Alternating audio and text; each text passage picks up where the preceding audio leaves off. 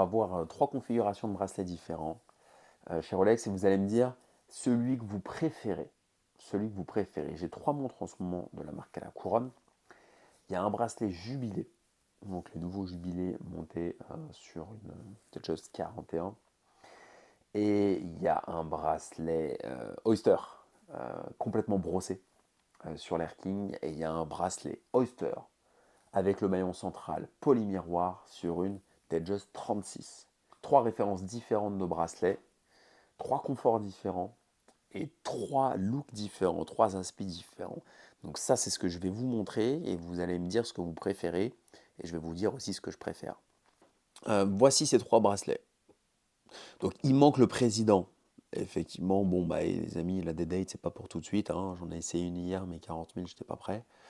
Euh, donc, par ordre chronologique, voici l'Oyster. Ça a pris quelques coups, hein, mais c'est la vie, hein, faut que ça vive, hein. L'Oyster de mon Air King, qui est jolie. Parfois, je la redécouvre. Je la trouve jolie. Et puis après, je l'aime plus. Puis après, je l'aime. Ça dépend, ça varie. Et voici ce bracelet-là. Donc, le plus passe-partout, mais pas celui qui se raye le moins. Vous verrez que celui qui se raye le moins, c'est pas celui-ci, c'est le jubilé qui se raye le moins. Celui-ci se raye, mais il se patine. C'est celui qu'on va retrouver sur la Submariner, même si c'est pas la même référence, hein, parce que sur la Submariner, il y a une sécurité en plus, comme sur toutes les professionnelles normalement, sauf la 116-900. Effectivement, l'Air King 116-900 n'avait pas le fermoir professionnel. Maintenant, ils ont corrigé le tir sur la nouvelle référence. Mais du coup, sur cette ref, si je ne dis pas de bêtises, ça doit être plus ou moins le bracelet de Store Perpetual. Peut-être que c'est pas exactement la même ref, mais je pense que c'est le bracelet de l'OP. Dites-moi si je me trompe en commentaire. Donc ça, c'est un bracelet qui est très joli, très sobre, très confort. Bah, c'est le bracelet iconique, effectivement, de Rolex, des modèles pro. Le bracelet brossé, bah, on va trouver sur les plongeuses, sur la Sea Dweller, sur la Submariner, sur la Deep Sea. On va le retrouver sur l'Oster Perpetual, donc c'est une classique, c'est pas une pro. On va le retrouver sur l'Explorer 1, sur l'Explorer 2. Moi, j'en oublie certainement, hein, mais c'est le bracelet de pro. Ensuite, on va avoir le bracelet Jubilé. Jubilé. Qu'est-ce qu'il est beau, ce bracelet Jubilé. Qu'est-ce qu'il est beau. Ce bracelet Jubilé, on le retrouve historiquement sur la Rolex Datejust. C'est une Datejust. Ils l'ont refait depuis. Alors avant, il baillait un peu. Il perdait, il était vraiment flex, il perdait vraiment en élasticité. Ça devenait un peu un accordéon. Mais là, ils l'ont refait récemment. Il est extrêmement confortable. Le fermoir sans sécurité. Par contre, là, c'est en relief. Alors que, on va le voir. Là, on a le petit signe Rolex qui est en relief. Alors que sur l'Air King, c'est simplement gravé à l'intérieur, mais c'est pas en relief. C'est un petit détail, mais il faut le savoir. Un bracelet extrêmement confortable, très brillant, très voyant. À la lumière du jour au soleil, il y a des reflets assez fous. Vraiment, moi, j'adore. Et puis là, on a le bracelet Oyster toujours, mais avec le maillon central poly-miroir. Donc plus précieux, peut-être plus féminin, certains diront, mais en tout cas plus précieux, qui prend plus de micro-rayures, qui se patine encore plus du coup sur le maillon central.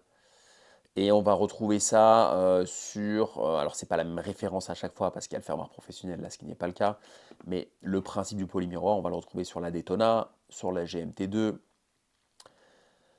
on va le retrouver sur la Daytona, sur la GMT2, sur la Yachtmaster, je dois en oublier, vous me complétez en commentaire si vous le voulez bien, sur la Milgauss. En termes de confort maintenant, bon bah ça fait, l'affaire, hein. C'est confort, le problème là c'est que c'est un peu le boîtier qui est un peu épais, mais le confort il est bien, ça c'est sobre. Le confort, il est au rendez-vous. Le look, il est sobre. C'est ce qu'il y a de plus discret, de plus iconique, pas forcément, parce que le jubilé est très iconique, mais discret, sobre, passe-partout. C'est celui-ci. Si vous voulez vraiment du passe-partout, qui bouge pas, classique, sportif, c'est ça. Sport chic, c'est ça. Voilà. C'est le bracelet Oyster complètement brossé. C'est un sans faute, il n'y a pas de risque. Et ça casse pas des briques non plus. Si vous voulez casser des briques, c'est celui-ci qu'il vous faut. Hormis le président que j'ai pas. Parce que j'ai pas de D-date. Pas encore. Donc c'est le bracelet Jubilé, monté là sur la 41. Confort total. C'est des pantoufles, des charentaises, isotonaires, ce que tu veux. T'es comme à la maison. C'est top. Très joli.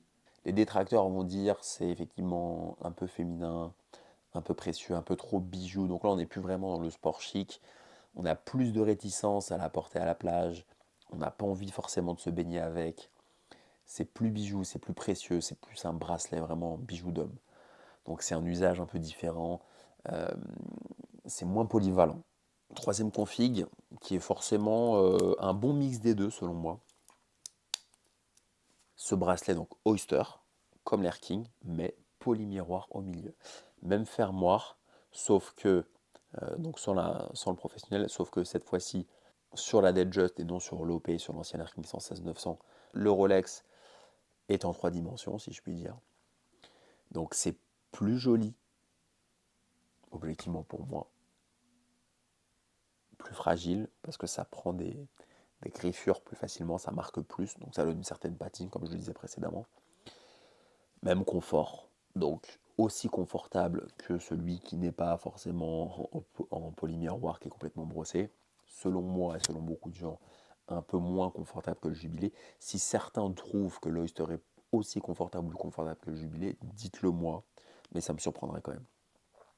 Bah, du coup, là, c'est le mix des deux en fait. Donc, c'est le côté chic, habillé, classique et en même temps sport. Donc, plus sport que le Jubilé, mais plus chic que l'Oyster complètement brossé. Donc, dites-moi en commentaire quel config des trois vous préférez. Ce sera intéressant d'échanger sur ça. À très bientôt, les amis.